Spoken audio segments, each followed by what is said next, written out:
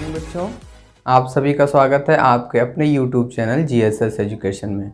बच्चों, आज हम आपके हिंदी पुस्तक से दोहा नामक पाठ जो कि रहीम दास द्वारा रचित है उससे दूसरा वीडियो लेकर उपस्थित हुए हैं, जिसमें हम 5वें से 9वें तक के दोहे को पढ़ने वाले हैं। तो चलिए शुरू करते हैं। देखते हैं आज का हमारा जो 5वां दोहा है। रहीम दास जी कहते हैं, कही रहीम संपत्ति सगे, बनत बहुत बहुरीत, विपत्ति कसौटी जे कसे, ते ही साचे मीत। तो आइए इन पंक्तियों में कुछ शब्दों के अर्थ को देख ले रहे हैं। संपत्ति का अर्थ वैभव यानी धनवान होना। सगे का मतलब आप समझते ही हैं, करीबी सगे संबंधी। बहु माने अनेक प्रकार से, रीत माने प्रेम।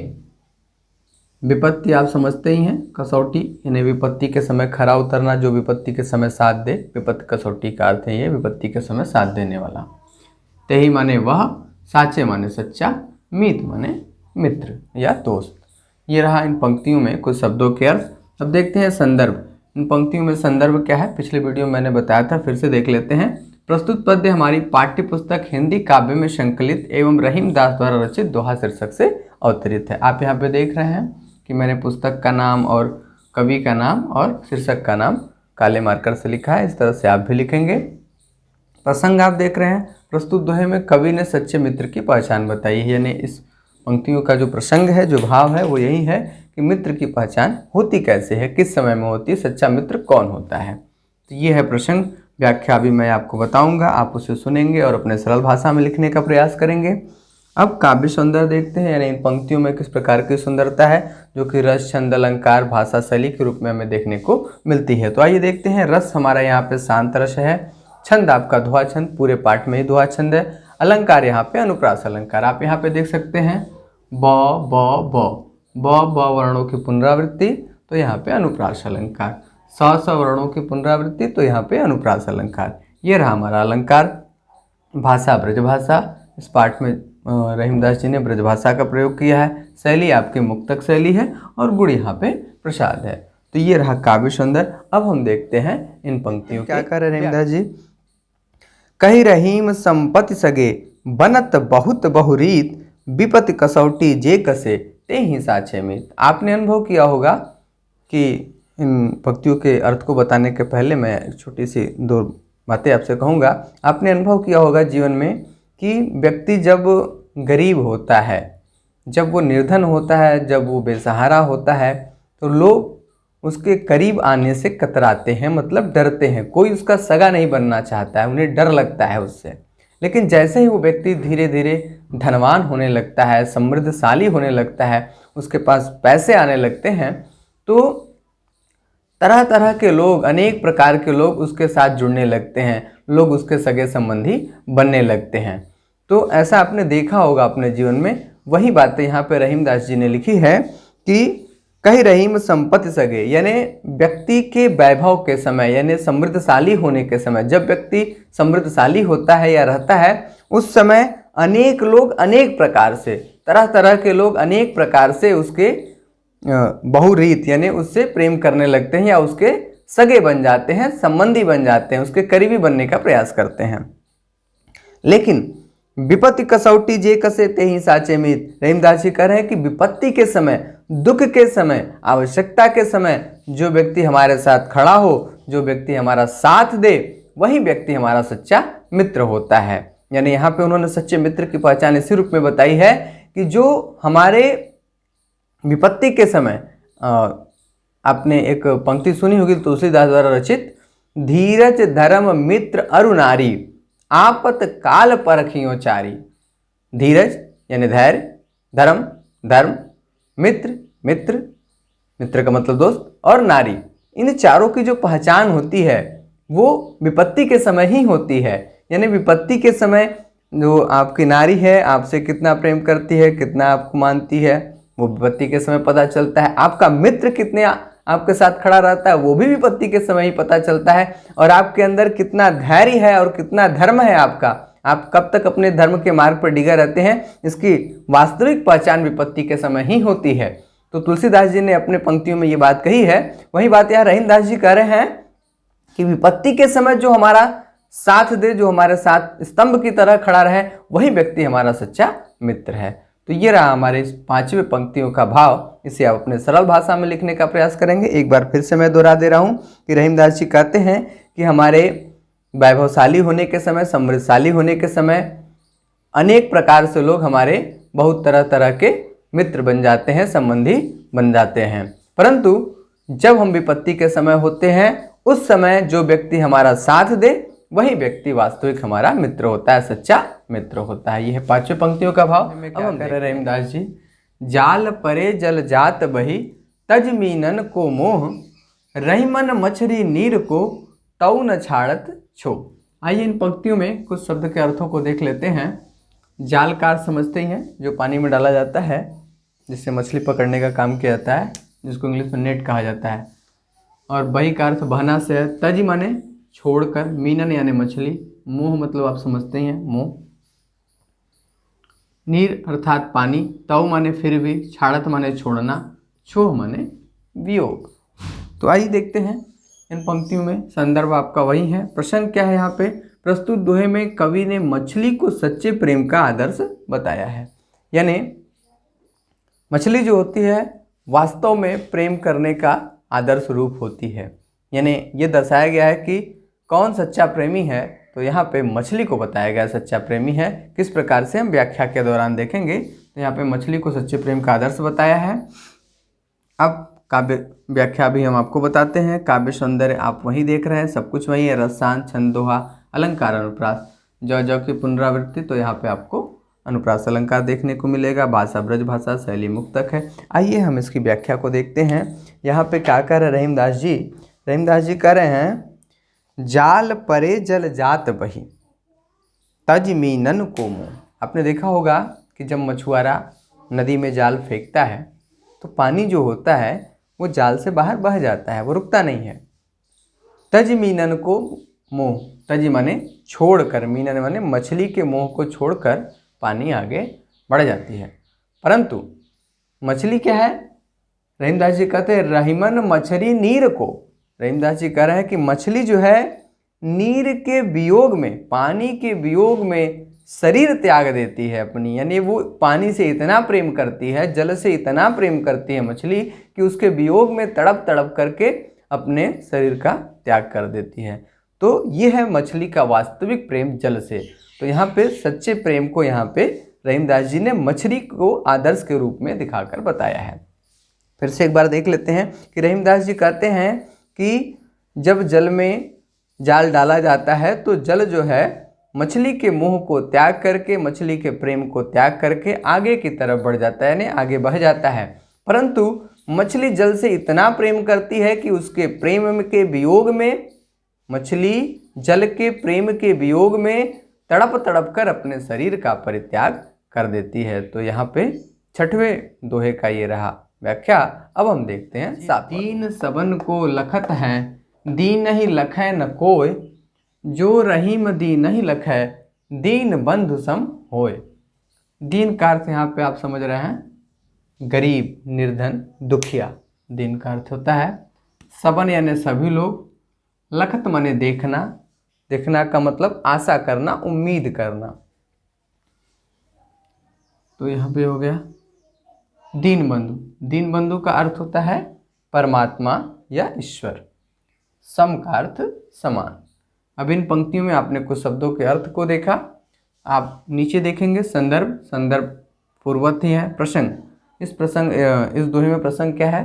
प्रस्तुत दोहे में कवि ने बताया है कि जो व्यक्ति गरीबों के प्रति प्रेम करने वाला है, प्रेम रखने वाला है, वो परमात्मा के समान है। तो ये है प्रसंग। व्याख्या मैं अभी बता रहा हूँ आपको। काव्य सौंदर्य लगभग वही है। इसमें अलंकार क्या है? अनुप्रास अलंकार। अब अनुप्रास अलंकार आपको कहाँ देखने को मिलेगा? आप अनुप्रास अलंकार देख रहे हैं इसमें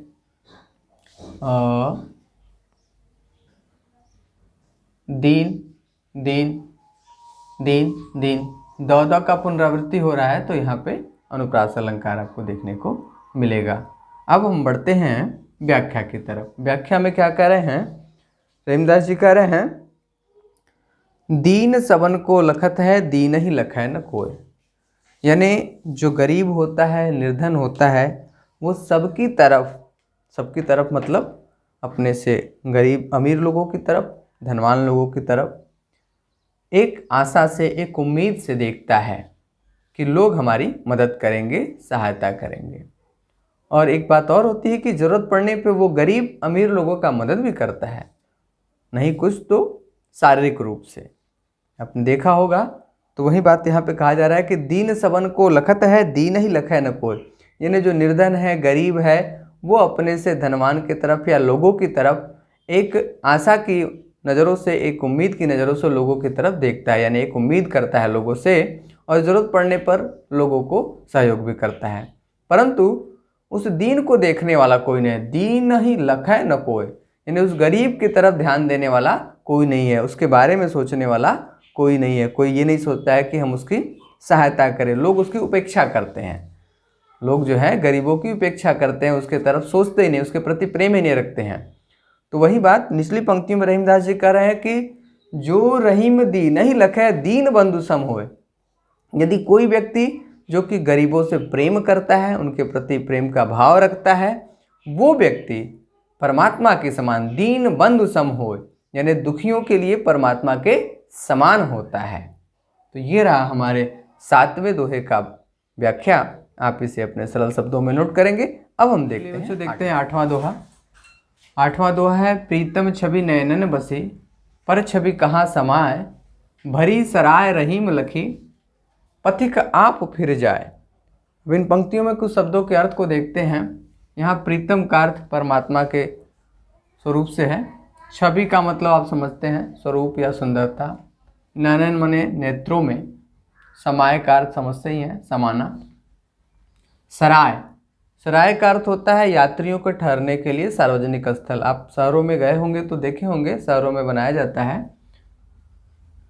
लखी माने देख कर, पथिक माने राहगीर, आप माने स्वयं, फिर माने वापस लौट जाते हैं। ये रहा कुछ शब्दों के अर्थ।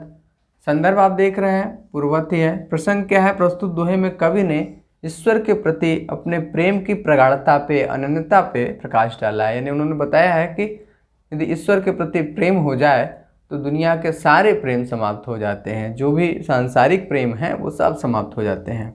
व्याख्या भी मैं आपको बताने वाला हूँ। काव्यगत सौंदर्य में आप रस देख रहे हैं, भक्ति रस है, छंद दोहा है, अलंकार दृष्टांत, भाषा शैली और आपका गुण, सब कुछ वही है। अब आइए देखते हैं इन शब्द के इन दोहे के अर्थों को।